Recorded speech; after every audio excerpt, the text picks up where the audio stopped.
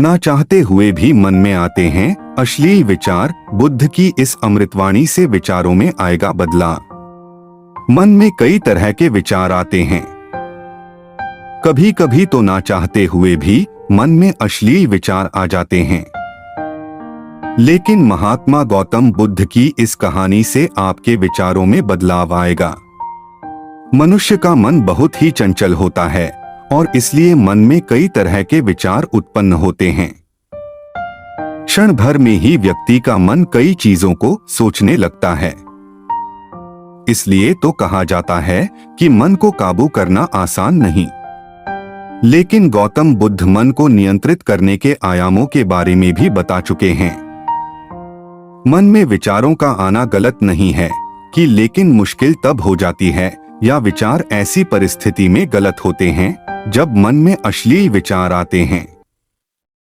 कभी कभी तो ना चाहने के बावजूद भी मन में अश्लील विचार आते हैं।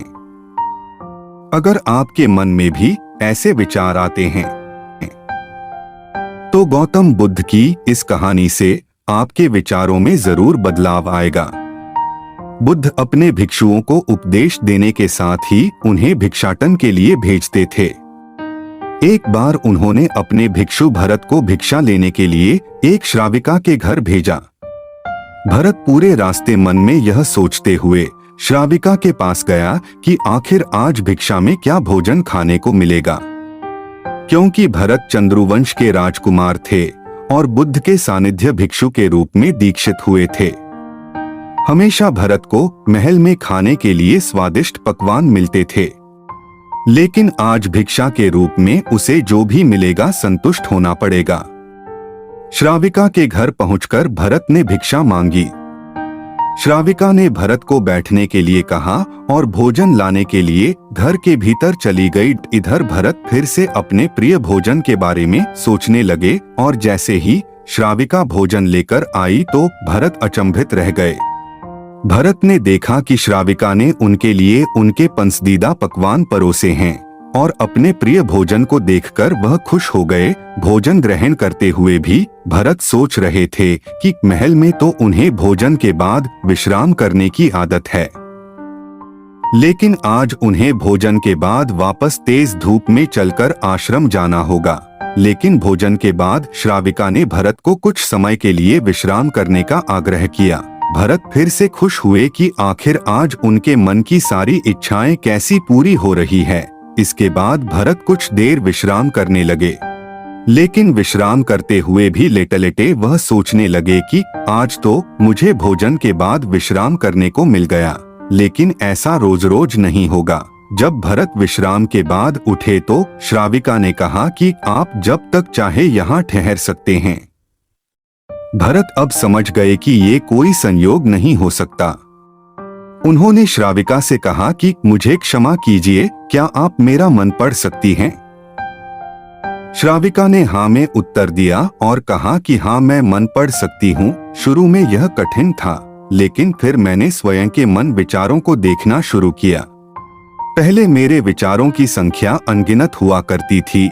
इसके बाद मैंने विचारों पर ध्यान केंद्रित किया, बिना पक्ष विपक्ष के अपने विचारों को देखने लगी। इस तरह से धीरे धीरे मेरे मन में विचारों की संख्या कम होती गई और सारे व्यर्थ विचार दूर हो गए। इसके बाद से ही मैं दूसरों के मन में चल रहे विचार को पढ़ लेती हूँ। हालांकि श्राविका की बात सुनकर भरत घबरा गए। इसके बाद भरत ने श्राविका से आज्ञा ली और आश्रम के लिए निकल पड़े। रास्ते में भी भरत फिर से मन में आए विचारों का स्मरण करने लगे कि श्राविका के बारे में उसके मन में अश्लील विचार भी आए थे। श्राविका ने उसे भी जान लिया होगा, वह मेरे बारे में क्या सोचती होगी। भरत खुद को लज्जित महसूस कर रहे थे। भरत ने आश्रम पहुंचकर गौतम बुद्ध से कहा कि अब मैं कभी भिक्षाटन के लिए नहीं जाऊंगा। बुद्ध ने भरत को पास बुलाया और कहा कि क्या हुआ है, तुम मुझे सारी व्यथा बताओ। भरत ने सारी बातें बुद्ध को बताई।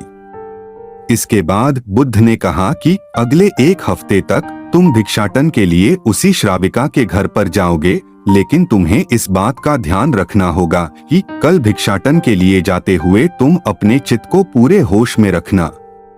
तुम्हारे भीतर क्या विचार उठे उन पर ध्यान केंद्रित करना और यह भी ध्यान रखना कि तुम्हारे मन में कौन सी वासना उठ रही है। तुम कल इन सभी चीजों को ध्यान में रखकर जाना और इसके बाद मुझे वापस आकर बताना। अगले दिन भरत भिक्षाटन के लिए गए।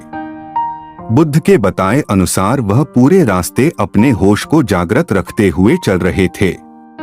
जब श्राविका का घर आया तो भरत ने भिक्षा मांगी। उसके भीतर कोई वासना नहीं थी और ना ही कोई विचार उत्पन्न हो रहे थे, क्योंकि उसने अपने मन को पूरी तरह जागृत रखा था। भरत ने भिक्षा ली और आश्रम चला गया। भरत ने बुद्ध को प्रणाम किया और कहा कि आज उसे जिस आनंद की अनुभूति हुई वह पहले कभी नहीं हुई।